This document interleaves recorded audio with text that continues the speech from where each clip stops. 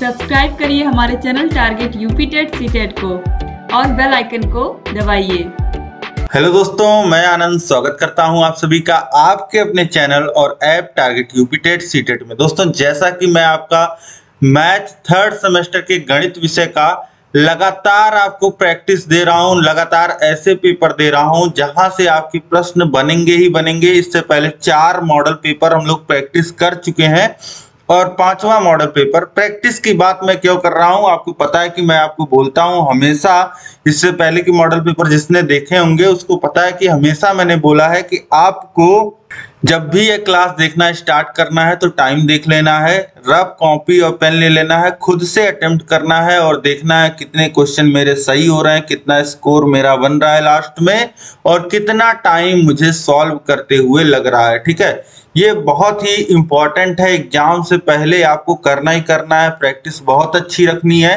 तो इसलिए लगातार मैं आपके लिए मॉडल पेपर्स लेकर के आ रहा हूं। तो चलिए आज का मॉडल पेपर स्टार्ट करते हैं। उससे पहले अगर model paper, classes, previous year question paper, master class, ये सभी चीजें आपने नहीं देखी हैं तो नीचे डिस्क्रिप्शन में आपको लिंक मिल जाएगा, वहां से जाकर के आप सभी को देख सकते हैं। तो डिस्क्रिप्शन में लिंक पे जाइएगा, मैथ के सामने वाला लिंक क्लिक करिएगा, वहां से जाकर के मैथ की प्लेलिस्ट का लिंक है वो, वहां पे आपको सभी क्लासेस, सभी जितने भी प्रीवियस ईयर क्वेश्चन पेपर हैं, राजन पवन सीरीज मैंने पूरा सॉल्व कराया है और साथ ही मास्टर क्लास, ये सभी चीजें वहां पे आपको देखने को मिल जाएंगी। अब चलिए स्टार्ट करते हैं हम लोग। देखिए सबसे पहले है बहुविकल्पी प्रश्न। बहुविकल्पी प्रश्न में पहला प्रश्न देखिए, ए एक काम को 1/4 भाग 5 दिन में समाप्त कर सकता है तो वह पूरा काम समाप्त करेगा। देखिए ए कोई बंदा है जो एक काम को 1/4 काम को, किसी काम के 1/4 काम को 5 दिन ले रहा है करने में। ठीक है, किसी काम का 1/4 भाग मतलब कि किसी काम का 4 हिस्सा किया जाए तो एक हिस्सा करने में वह 5 दिन ले रहा है। तो पूरा काम करने के लिए वह कितना दिन लेगा, 4 से गुणा कर दीजिए। तो यहाँ 4 से गुणा होगा तो पूरा काम हो जाएगा और यहाँ 5 दिन में 4 से गुणा होगा तो कितना हो जाएगा, 20 दिन हो जाएगा। यानी कि 20 दिन में ए जो है वह पूरा काम कंप्लीट कर लेगा। अब इसके बाद नेक्स्ट क्वेश्चन देखिए, प्रश्न संख्या 2 है, x के घाते ऋण 6 भागा x के घाते 7। अब देखिए इसको इतना लिख सकते हैं, x के घाते ऋण 6 बटे x के घाते ऋण 7। भाग का मतलब यही होता है। अब इसके बाद देखिए इसको किस तरीके से सॉल्व करेंगे। x के घाते ऋण 6 और x के घात में जो ऋण 7 है उसको ऊपर लाएंगे तो यह गुणे के रूप में आएगा और घात जो होता है वह नेगेटिव होता है तो पॉजिटिव हो जाता है, पॉजिटिव होता है तो नेगेटिव हो जाता है। तो जो नेगेटिव घात थी वह अब पॉजिटिव हो जाएगी। तो ये कितना हो गया, x के घाते ऋण 6 गुणे x के घाते 7। अब देखिए आधार समान है, घाते जुड़ जाएंगी यानी कि ऋण 6 और धन 7 हो जाएगा और बचेगा कितना, धन 1, x के घात में धन 1। तो ऑप्शन सी में दिया गया है, x के घात में +1 या x के पावर 1 या x केवल लिखा रहेगा तो भी सही रहेगा। तो इस तरीके से इसको सॉल्व करेंगे तो वैल्यू कितना आएगा, x टू द पावर +1। इसके बाद देखिए तीसरा प्रश्न है, समुच्चय 1 2 3 के उप समुच्चय सबसेट की कुल संख्या होगी। अब बोल रहा है कि एक समुच्चय है जिसके एलिमेंट्स 1 2 3 है, इसका अगर उप समुच्चय लिखा जाए तो कितने उप समुच्चय होंगे। उप समुच्चय की कुल संख्या आपसे पूछ रहा है कि कितने उप समुच्चय होंगे।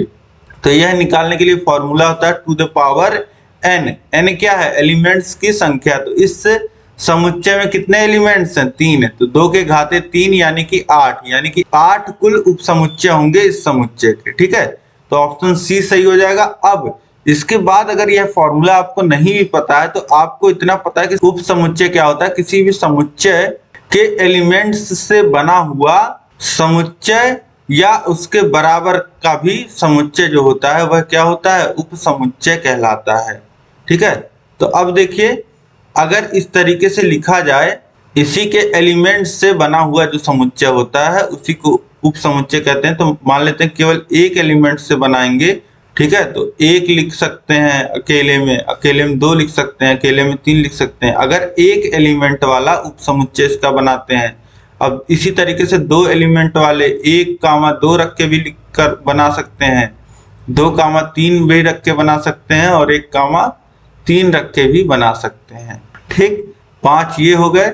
और इसके बाद देखिए एक तो होता है नल वाला 5 और एक खुद 1, 2, 3 और एक कोई छूट रहा है। एक कौन सा छूट रहा है?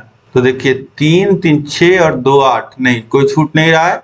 ये 8 जो हो जाएंगे ये टोटल उप समुच्चय हो जाएंगे, यही 8 होंगे। ऑप्शन सी जो हो जाएगा बिल्कुल सही हो जाएगा। इसके बाद देखिए संख्या 4 है 0.521 गुणे 0.521 माइनस 0.479 गुणे 0.479 बटे में 0.521 माइनस 0.479। अब देखिए इसको कितना लिखा जा सकता है? 0.521 का 2 बार गुणा है तो इसको इस तरीके से स्क्वायर फॉर्म में लिख दीजिए और इसी तरीके से 0.479 का स्क्वायर कर दीजिए और बटे में कितना हो जाएगा? बटे में हो जाएगा 0.521 माइनस 0.479। ये नीचे ब्रैकेट में हो जाएगा। अब ऊपर देखिए ए स्क्वायर माइनस बी स्क्वायर का फॉर्मूला लगाएंगे तो ऊपर क्या हो जाएगा? एक जगह 0.521 धन ए प्लस बी एक ब्रैकेट में और दूसरे ब्रैकेट में a माइनस बी, तो दूसरे ब्रैकेट में हो जाएगा 0.521 माइनस 0.479। ठीक, एक ब्रैकेट में हो जाएगा और नीचे तो यही है ही 0.521 माइनस 0.479। तो ये देखिए माइनस माइनस वाले जो पद हैं ऊपर देखिए 2 पदों का आपस में गुणा हो रहा है, तो ये नीचे वाला और ये ऊपर वाला जो माइनस में है दोनों एक ही हैं, तो ये कट जाएंगे और प्लस वाला बच जाएगा। और प्लस करेंगे तो देखिए क्या आ जाएगा? प्लस जब करेंगे तो पूरा 1 आ जाएगा। ऑप्शन ए जो हो जाएगा ये बिल्कुल करेक्ट हो जाएगा। 0.521 और 0.479 को जोड़ेंगे तो कितना आ जाएगा? देखिए 21 जो हो जाएगा वो 79 में जुड़ेगा तो 100 हो जाएगा पूरा, और ये 500 और ये 400 पूरा 1 आ जाएगा। ऑप्शन ए जो हो जाएगा यह बिल्कुल सही हो जाएगा, 1 इसका उत्तर आएगा। अब इसके बाद देखिए अगला प्रश्न देखेंगे हम। प्रश्न संख्या 5 है, यदि प्रेक्षणों की संख्या 13 तथा उसका माध्य 9 हो तो प्रेक्षणों का योगफल होगा। अब देखिए यहाँ पे माध्य समांतर माध्य का प्रश्न है। समांतर माध्य बराबर आपको होता है, पता है कि जो पद दिए होते हैं उनका योग, या फिर यहाँ पे प्रेक्षण दिए हैं तो प्रेक्षणों का योग बटे प्रेक्षणों की संख्या, ये हो जाएगा फॉर्मूला। और यहाँ पे देखिए दिया गया है यदि प्रेक्षणों की संख्या 13 हो, मतलब प्रेक्षणों की संख्या मतलब कि कुछ डेटा कुछ परीक्षण किए गए हैं और उनका डेटा कलेक्ट करके उसका समांतर माध्य निकाला गया है। 13 परीक्षण किए गए हैं। अब समांतर माध्य निकालने के लिए क्या करेंगे? देखिए समांतर माध्य पहले से दिया गया है 9 और फिर फॉर्मूले में सारी वैल्यू हम लोग रख रहे हैं। यहाँ योग आ जाएगा ऊपर और बटे में क्या है? प्रेक्षणों की संख्या दिया गया है 13। तो योग निकालने के लिए क्या करेंगे? योग बराबर हो जाएगा 13 को उधर भेज देंगे 9 गुणे 13, तो 9 गुणे 13 हो जाएगा। योग बराबर 9 गुणे 13 कितना आ जाएगा? 13 9 170 है। तो ऑप्शन डी जो हो जाएगा ये बिल्कुल सही हो जाएगा। तो यहाँ पे प्रेक्षणों का जो योग आ जाएगा उसका मान आ जाएगा 117। ऑप्शन डी सही हो जाएगा। तो इस तरीके से यहाँ पे उम्मीद है कि सभी ने बहुविकल्पी 5 प्रश्न सही कर लिए होंगे। इसके बाद आगे हम लोग बढ़ते हैं देखिए अति लघुत्तरीय प्रश्नों की तरफ। देखिए अति लघुत्तरीय प्रश्न भी आपके 1 नंबर के होते हैं। देखिए पहला प्रश्न है, एक वृत्त की परिधि और व्यास क्रमशः 3 मीटर 52 सेंटीमीटर और 112 सेंटीमीटर है, दोनों का क्या अनुपात है? देखिए बोला कि एक वृत्त है और उसकी जो परिधि है वह 3 मीटर और 52 सेंटीमीटर है और उसका व्यास जो है वह 112 सेंटीमीटर है, तो दोनों का क्या अनुपात है यह आपसे पूछ रहा है। अब देखिए यही यहाँ पे पूछ रहा है, वृत्त की परिधि और वृत्त के व्यास में अनुपात यहाँ पे आपसे पूछा जा रहा है।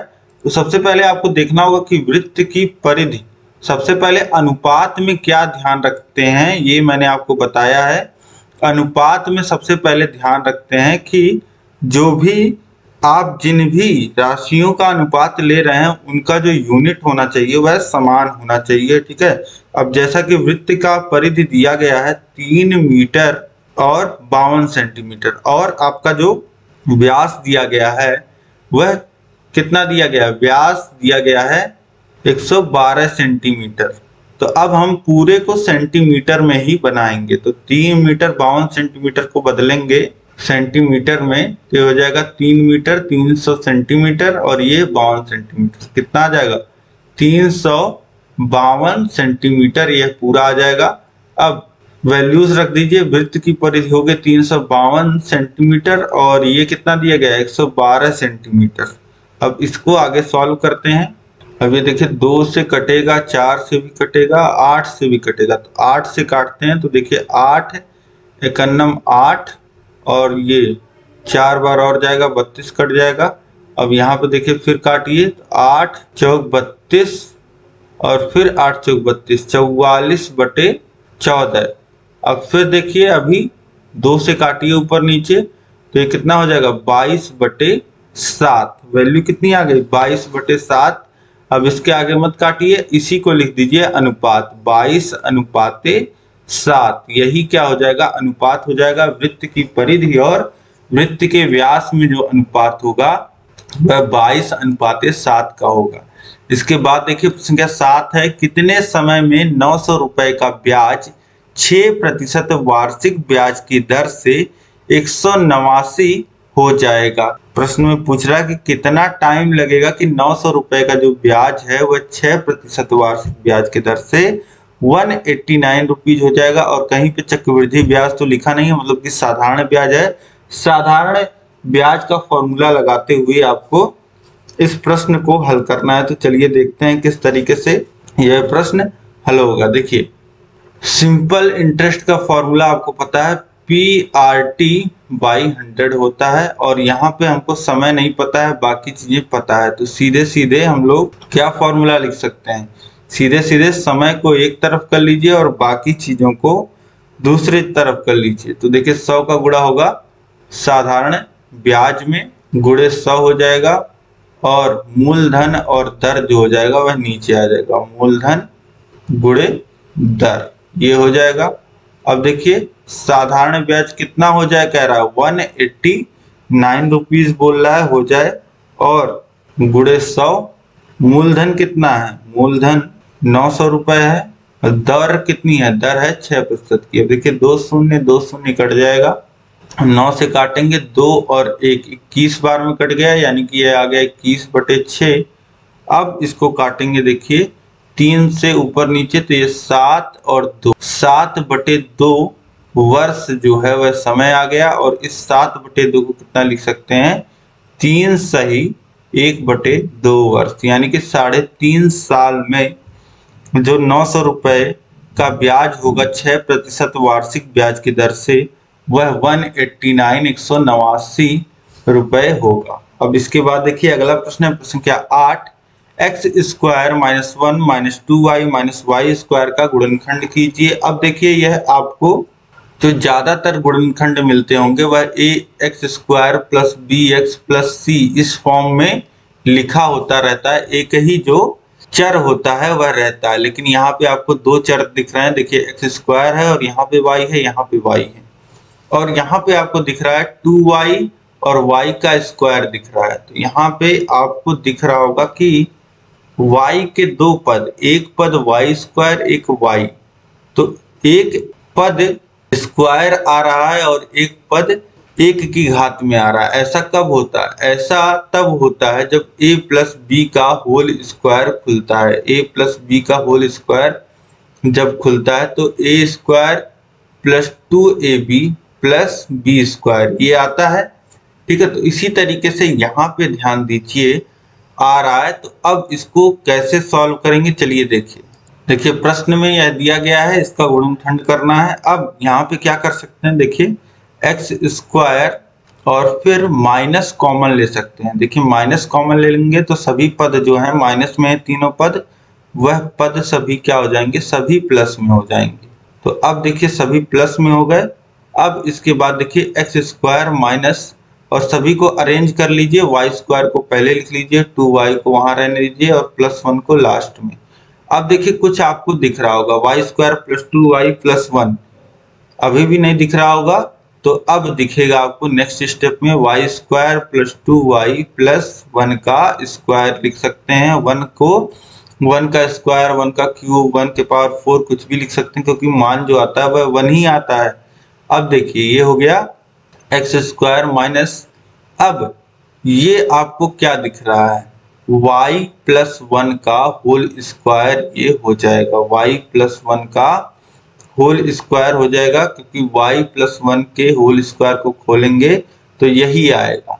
y प्लस 1 के होल स्क्वायर को a प्लस b का होल स्क्वायर क्या होता है, a square plus 2ab plus b square.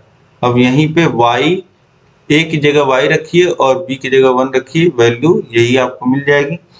तो इस तरीके से ये हो गया। अब ये तो इतना गुणनखंड हो गया, इसके आगे अभी आपका गुणनखंड नहीं हुआ है, अभी जब गुणा के रूप में आप लिख दोगे तब गुणनखंड माना जाएगा।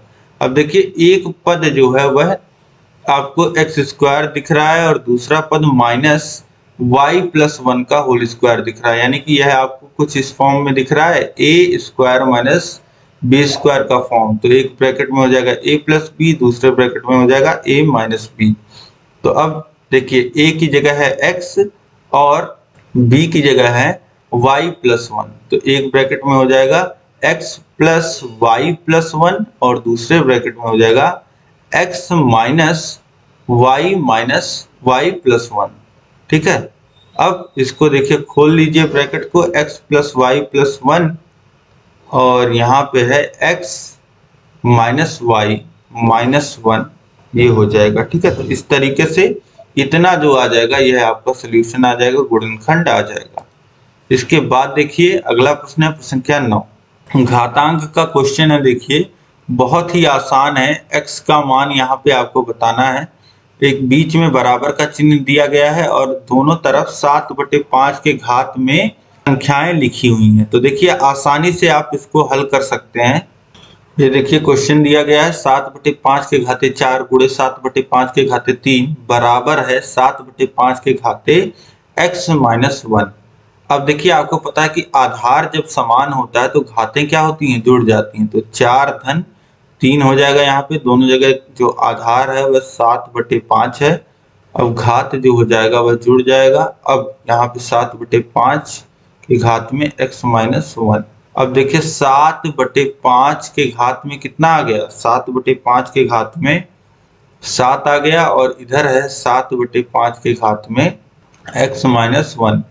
अब देखिए इसको ध्यान से, 7/5 के घात में 7 है और बराबर 7/5 के घात में x माइनस 1 है और बीच में बराबर का चिन्ह है। देखिए आधार समान है, बीच में बराबर का चिन्ह है, तो घातें भी क्या होंगी, समान होंगी। यानी कि 7 बराबर यहाँ से लिख सकते हैं x माइनस 1 और माइनस 1 इधर भेजेंगे तो 7 धन 1 बराबर x हो जाएगा, या x बराबर कितना लिख सकते हैं 8। x का मान कितना आ जाएगा 8, x की वैल्यू यहाँ से हमको मिल गई 8।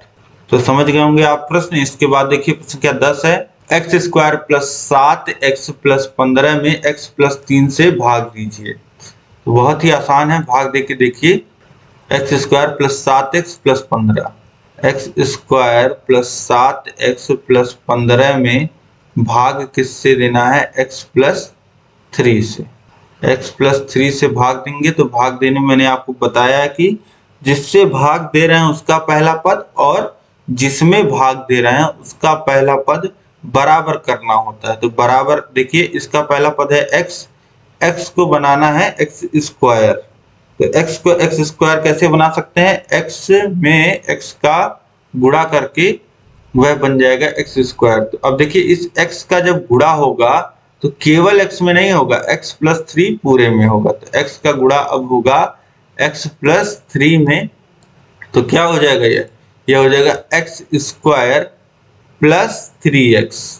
अब देखिए घटा दीजिए तो नीचे वाले पदों का जो चिन्ह है वह बदल जाएगा, जहां प्लस है वहां माइनस, जहां माइनस है वहां प्लस हो जाता है। तो देखिए x स्क्वायर कैंसिल हो जाएगा और 7x में से ऋण 3x यानी कि 3x घट जाएगा, तो बचेगा कितना 4x, और ये 15 नीचे उतार लेंगे। अब देखिए यहाँ पे है 4x और यहाँ पे पहला पद है x, तो अब कितने का गुणा कर देंगे, +4 का गुणा कर देंगे तो हो जाएगा 4x, और 3 में 4 का गुणा होगा 12। अब घटा लीजिए तो ये पूरा कट जाएगा और ये घटेगा तो कितना आ जाएगा 3, यानी कि यहाँ पे आपका आ गया शेषफल 3 और भागफल x-4 हो जाएगा। तो इस तरीके से इसको सॉल्व कर लेंगे आसानी से।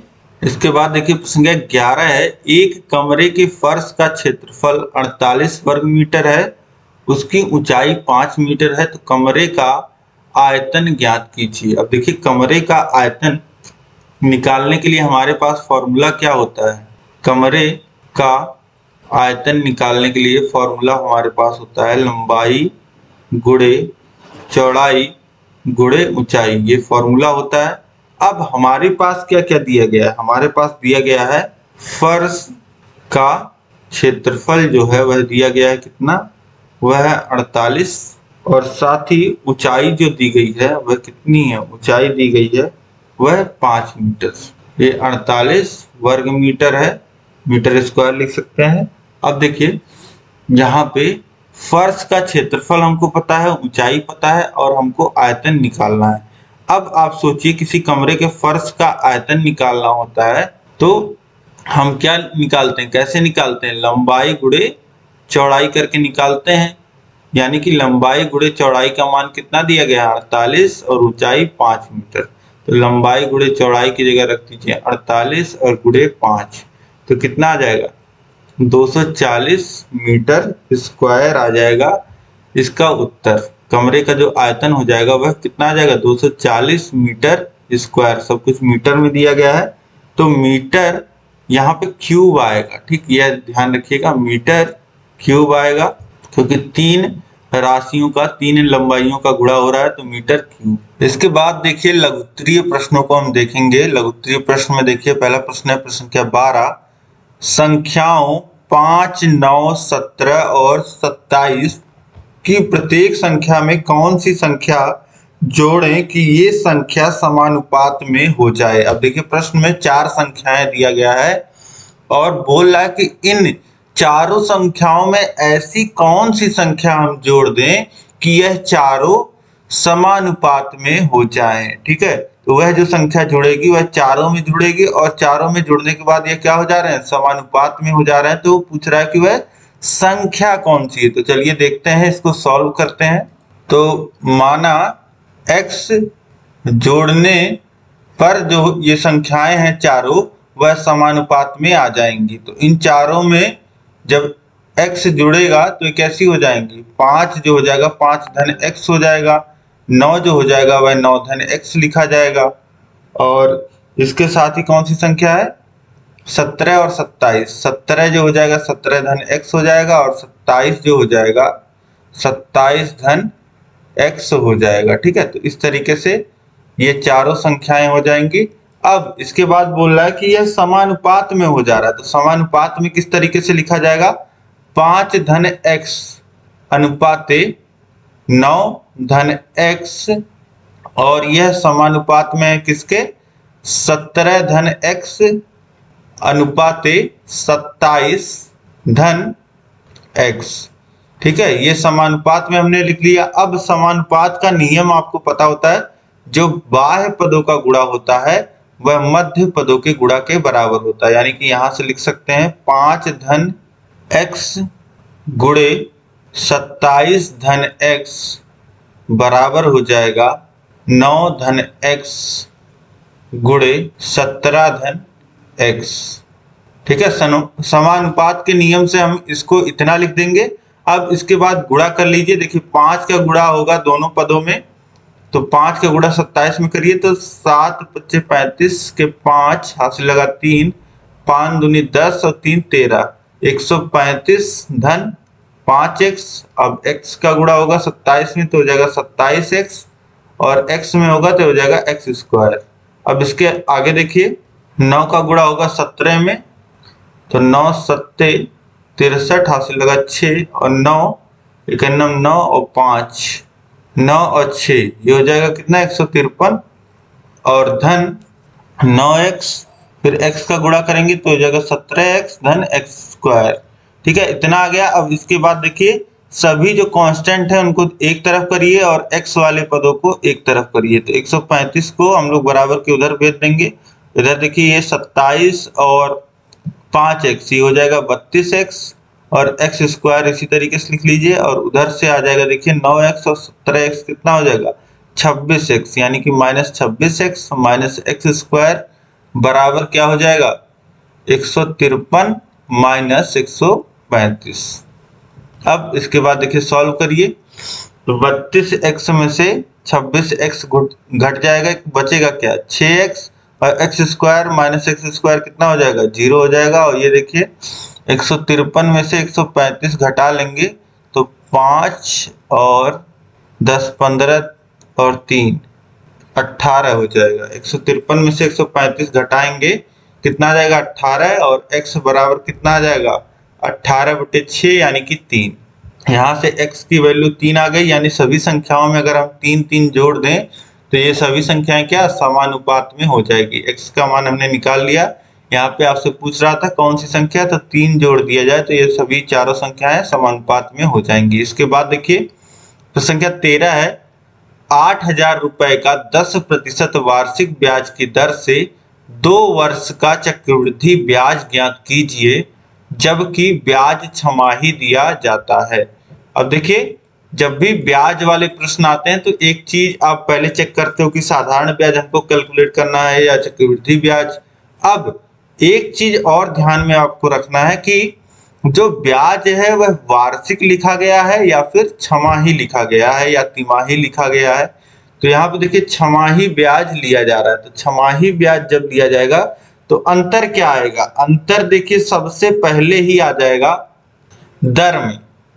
एक साल में कितनी छमाही होती है 2, तो जो भी दर दिया रहेगा रेट उसमें 2 से भाग कर देंगे अगर छमाही दिया रहेगा। ठीक है, अगर छमाही ब्याज दे होगा, अगर यही तिमाही होगा तो 4 से भाग होगा।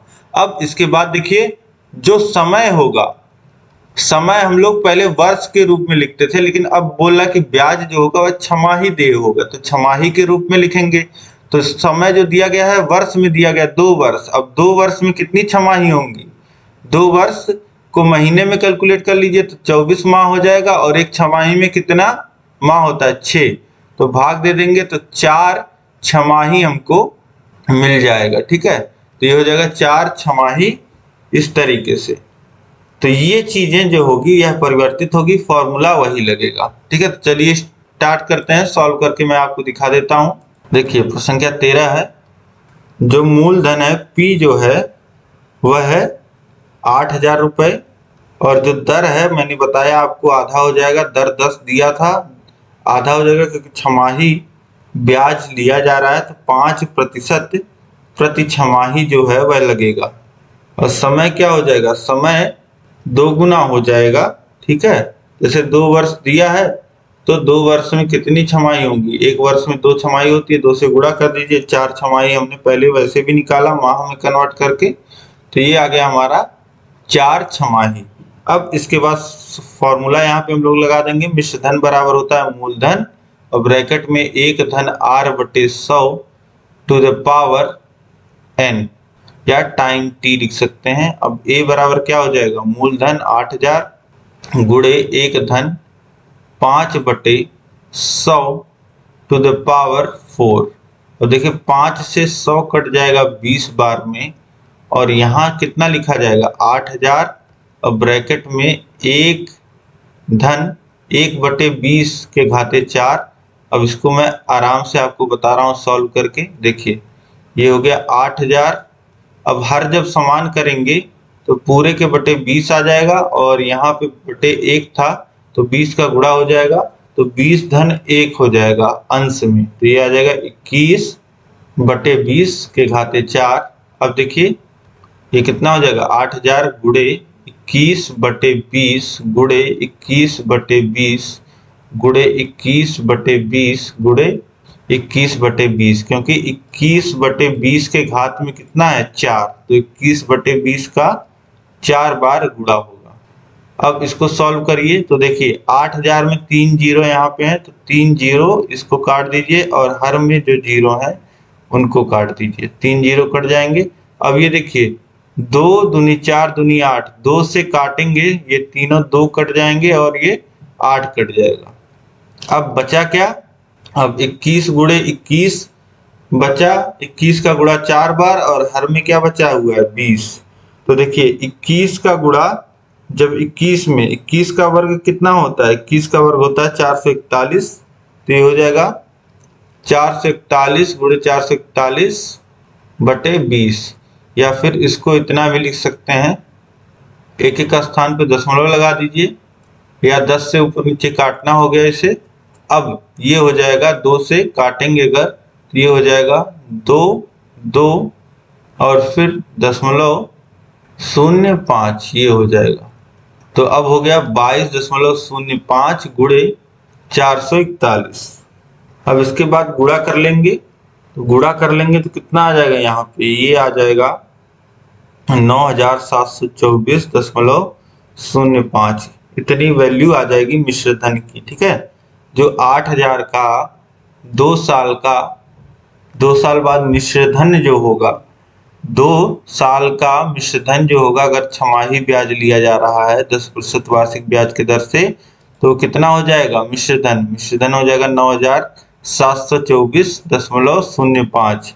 और यहाँ पे पूछ क्या रहा है, यहाँ पे चक्रवृद्धि ब्याज केवल पूछ रहा है। तो केवल अगर ब्याज आपको निकालना है तो यहाँ से ब्याज निकालने के लिए आप क्या कर सकते हैं, a माइनस पी कर सकते हैं। a कितना आया है 9724.05 और p मूलधन कितना है 8000, तो ये आ जाएगा 1724.05, ये ब्याज आ जाएगा। इसके बाद देखेंगे हम लोग नेक्स्ट क्वेश्चन।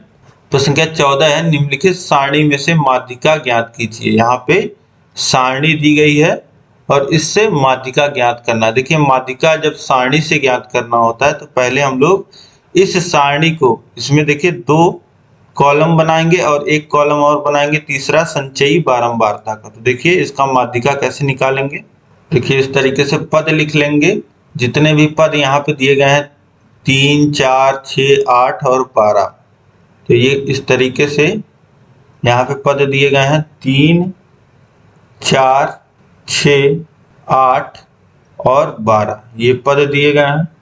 इसके बाद देखिए बारंबारता, फिर इसके बाद देखिए 2 5 4 5 3, ये हो गया बारंबारता दिया हुआ। अब इसके बाद हम लोग लिखते हैं एक कॉलम और संचयी बारंबारता। संचयी बारंबारता में हम लोग क्या लिखते हैं, यही बारंबारता का योग। देखिए सबसे पहले बारंबारता जो दिया गया है 2 दिया गया है, इससे पहले कोई बारंबारता नहीं आ रही है तो 2 इसी तरीके से लिख देंगे। अब इस 2 का जोड़ अगली बारंबारता में 5 में करेंगे और उसके सामने जो होगा वह लिख देंगे। तो 2 का जोड़ 5 में करेंगे तो हो जाएगा 7। फिर अब ये जो 7 मिला इसको जोड़ेंगे अगले में, 7 को जोड़ेंगे 4 में और उसके आगे लिख देंगे, संचयी बारंबारता हो जाएगा 7 4 11। तो इस तरीके से इसको लिखते हुए चलेंगे। ये तीर जो है यह मैं आपको समझाने के लिए बता रहा हूँ। ठीक है, अब इसके बाद देखिए 11 हो गया, 11 की अगली बारंबारता क्या है, 11 की अगली बारंबारता है 5, तो 11 में 5 जुड़ेगा तो हो जाएगा 16 और 16 में फिर अगली बारंबारता 3 जोड़ेंगे तो हो जाएगा 19। ठीक है, तो ये 19 संचयी बारंबारता हो गई और बारंबारता को भी जोड़ेंगे तो कितना मिलेगा 19। संचयी बारंबारता अभी आपको समझ में आएगा जब माध्यिका का फॉर्मूला आप लगाओगे। देखिए यहाँ पे माध्यिका हमको निकालना है, तो देखिए पदों की संख्या कितनी है 19, जो कि है विषम। तो विषम के केस में जो माध्यिका का फॉर्मूला लगता है वह लगता है n+1/2 वे पद का मान।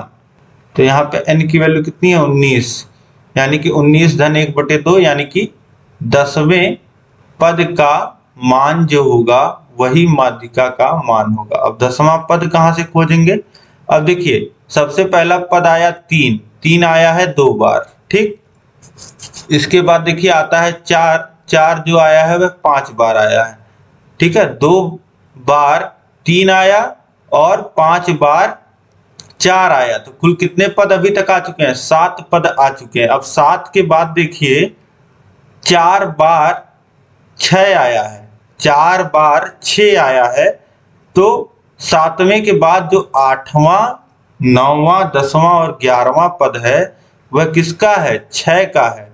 तो इसलिए 10वां पद क्या होगा? 10वां पद 6 होगा।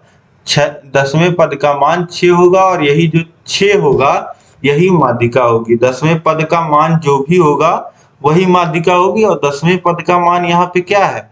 यहाँ संचयी बारंबारता, इसीलिए हम लोग लिखते हैं कि 11 से पहले पहले जो पद आ रहे हैं और 7 के बाद, 7 के बाद और 11 तक जो पद आ रहे हैं, 7 के बाद यानी कि 8, 9, 10, 11 ये 6 के पद हैं, तो यहाँ पे माध्यिका 6 हो जाएगा। इसके बाद देखिए अगला प्रश्न है, प्रश्न संख्या 15।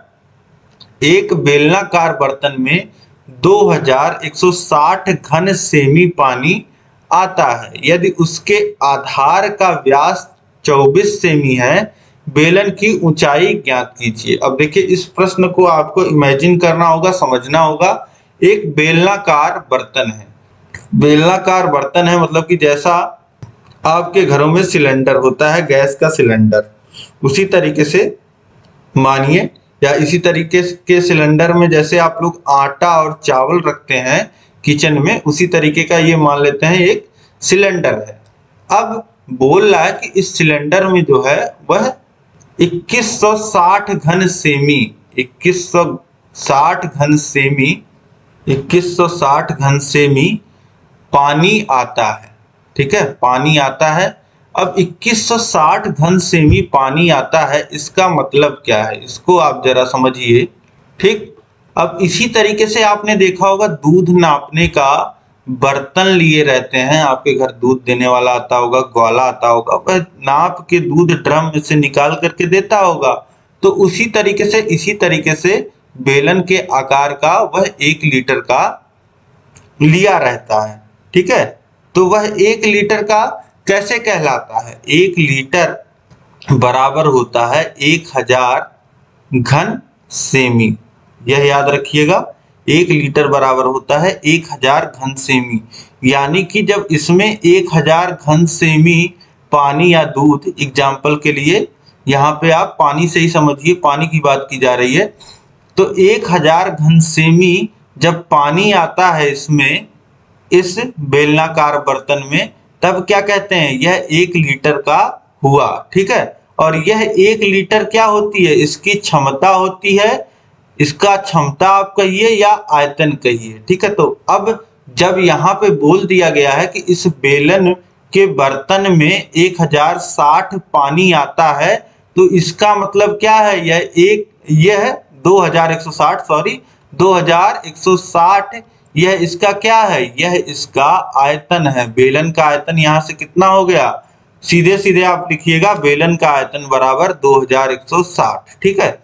ये जो पतला मटेरियल होगा इसके बारे में मत सोचिए, इसको नहीं काउंट किया जाता है, मटेरियल को नहीं काउंट किया जाता है, ठीक है। इसका सीधा सीधा आयतन माना जाता है कि यह कितना है, जितना पानी उसमें आ रहा है उतना ही उसका आयतन है, ठीक है। और देखा जाए तो थोड़ा सा ज्यादा आयतन आएगा अगर आप बहुत ही माइन्यूट भी नापेंगे, ठीक है। लेकिन ऐसे सवालों के सॉल्व करने के लिए यह अंडरस्टूड है कि हाँ, जितना इसका पानी आता है उतना ही इसका आयतन है। अब इसके आगे देखिए, बोला गया है कि इसके आधार का जो व्यास है वह 24 सेंटीमीटर है।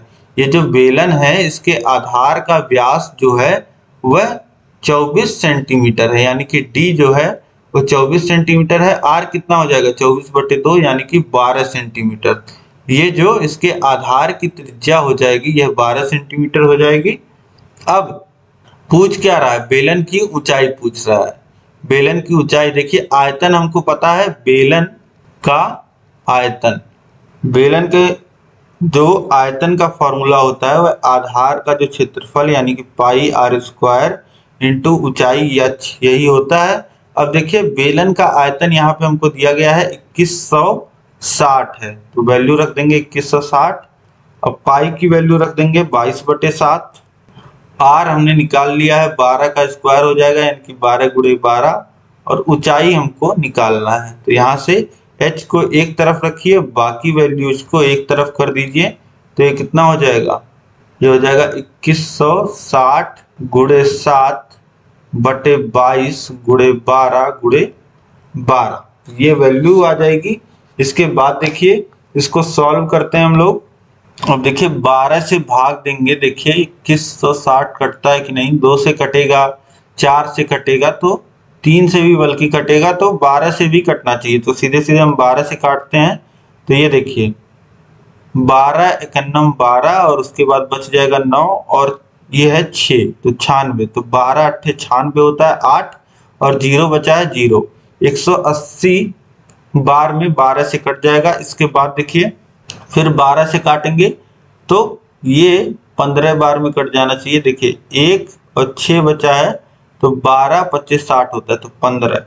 ठीक है, अब देखिए 15 गुणे 7 और बटे 22 बचा है, 15 गुणे 7 बटे 22। अब इसे सॉल्व कर लीजिए, 15 सत्ते 105 और बटे 22।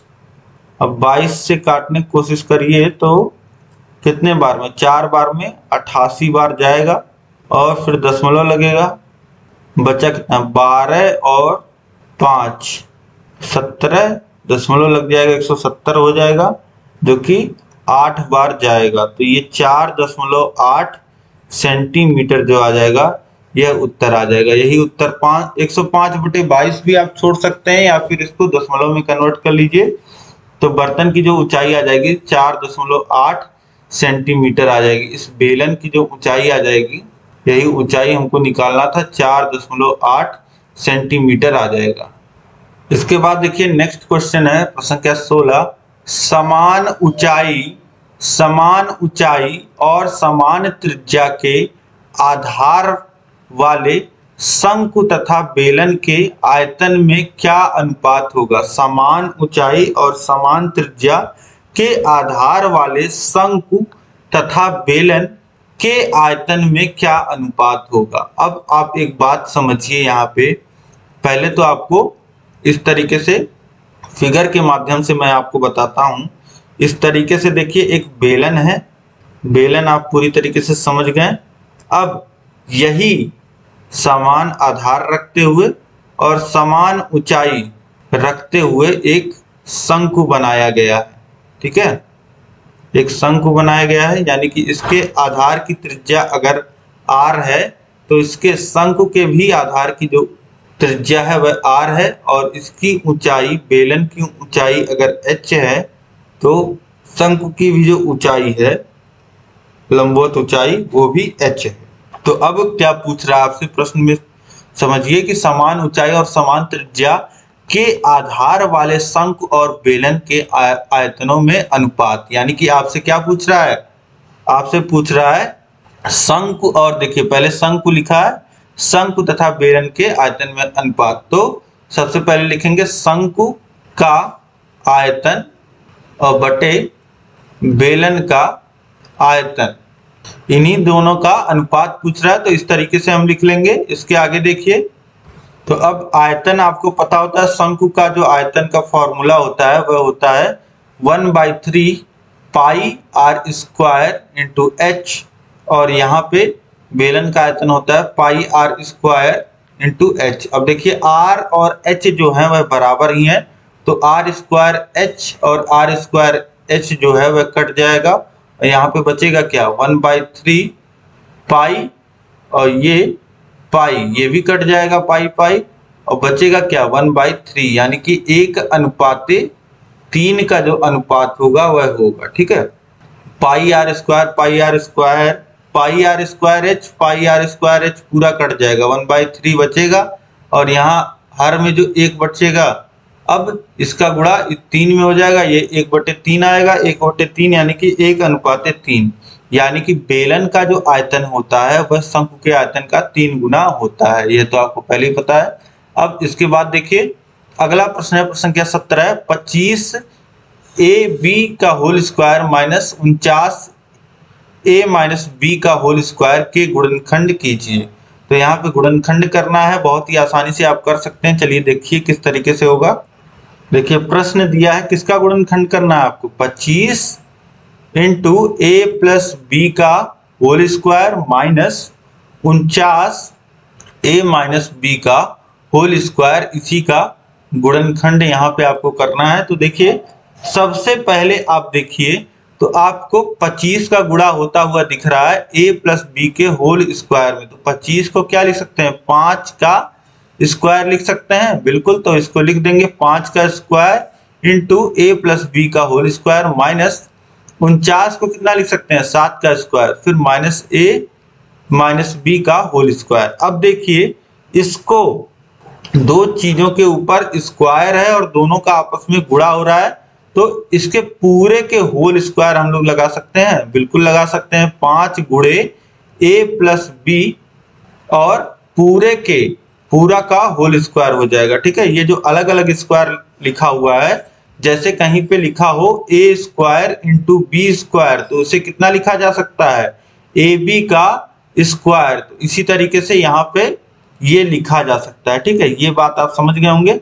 अब इसके बाद आगे बढ़ेंगे तो इसको लिखा जा सकता है 7 इंटू ए माइनस बी का होल स्क्वायर, इतना लिख देंगे। अब देखिए यह फॉर्म किसका बन गया, यह फॉर्म आपको अब नजर आ रहा होगा ए स्क्वायर माइनस बी स्क्वायर का, मतलब एक ये ए स्क्वायर है और ये माइनस बी स्क्वायर है, जिसको हम लोग लिखते हैं एक ब्रैकेट में a प्लस बी और दूसरे ब्रैकेट में a माइनस बी। ए की जगह देखिए कितना है, a की जगह है 5 और ब्रैकेट में a प्लस बी।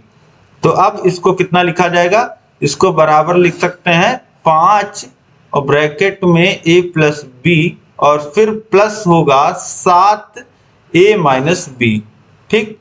और फिर दूसरे ब्रैकेट में होगा ये a माइनस बी लिखना है हमको, यानी कि लिखेंगे 5 a प्लस बी एक ब्रैकेट में, फिर माइनस बी की जगह कितना आएगा, माइनस ये 7 a minus b, 7 a minus b, ठीक है। तो देखिए फॉर्मूला लगा दिया हमने, a square minus b square का एक ब्रैकेट में हमने लिख लिया है a प्लस बी और दूसरे ब्रैकेट में लिख लिया है a माइनस बी। समझ में आ रहा होगा आपको। अब इसके बाद देखिए खोलते हैं, इसका गुणा करते हैं, तो ये हो जाएगा 5a प्लस 5b और प्लस 7a माइनस 7b। ये हो गया पहले ब्रैकेट में। दूसरे ब्रैकेट में 5a प्लस 5b और minus 7a plus 7b, minus minus का गुणा होगा, माइनस 7 का गुणा हो रहा है अंदर। तो अब इसके बाद देखिए कितना हो जाएगा, ये हो जाएगा 5a 7a हो जाएगा 12a और 5b में 7b घटेगा तो ये हो जाएगा माइनस 2b।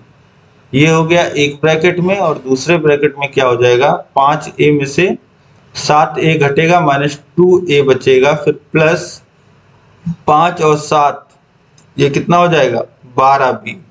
तो इस तरीके से ये आ गया इतना। अब इसके बाद देखिए अभी भी आपको कुछ कॉमन दिख रहा है, तो अभी भी देखिए 2 कॉमन दिख रहा है, तो 2 कॉमन ले लीजिए। ये हो गया 6a माइनस 2b और यहाँ पे 2 कॉमन लेंगे, तो देखिए अब इसको पहले हम पॉजिटिव वाले को लिख लेते हैं, तो 6b और माइनस a, ठीक है, इतना आ जाएगा। अब सब गुणे के ही रूप में है, तो 2 का गुणा इधर 2 में हो जाएगा, तो ये हो जाएगा 4 6a माइनस 2b। यहाँ देखिए 2 हमने कॉमन ले लिया है, तो ये 2 नहीं रहेगा, तो ये हो जाएगा 6a माइनस b, फिर 6b माइनस a, ठीक है। तो ये आ गया गुणनखंड 4 इंटू 6a माइनस b और 6b माइनस a, ये गुणनखंड आ गया। अब इसके बाद देखिए गुणनखंड आप कर लोगे। लास्ट क्वेश्चन आप देखिए, प्रश्न संख्या 18 है। चित्र में O वृत्त का केंद्र है, यदि कोण ABC 40 अंश, कोण CAB 80 अंश है, तो कोण ADB का मान ज्ञात कीजिए। यहाँ पे देखिए वृत्त दिया गया है, वृत्त का केंद्र यहाँ O दिया गया है। अब यहाँ पे A, B और C और D पॉइंट दिए गए हैं, ठीक है, ये D पॉइंट है। अब इसके बाद दिया गया है कि CAB 80 अंश है, CAB यह जो कोण है 80 अंश का है, और कोण ABC, यह जो कोण है यह कोण 40 अंश का है। तो कोण ADB, ये D वाला कोण पूछ रहा है, यह कैसे निकालेंगे? अब देखिए त्रिभुज ABC में, आप देखिए त्रिभुज ABC में हमको दो कोण पता है, ठीक है, एक कोण 80 अंश का है, एक कोण 40 अंश का है, और एक कोण जो है कोण ACB हमको नहीं पता है। इन तीनों का योग होता है 180 अंश, कोण तीनों अंतः कोणों का। तो यहाँ से कोण ACB हम लोग निकाल लेंगे, यह कितना आ जाएगा? यह आ जाएगा 80 और प्लस 40 120 हो जाएगा, 80 में से घट जाएगा यानी कि 60 अंश। ये जो कोण आ जाएगा यह कितना आ जाएगा? 60 अंश का आ जाएगा।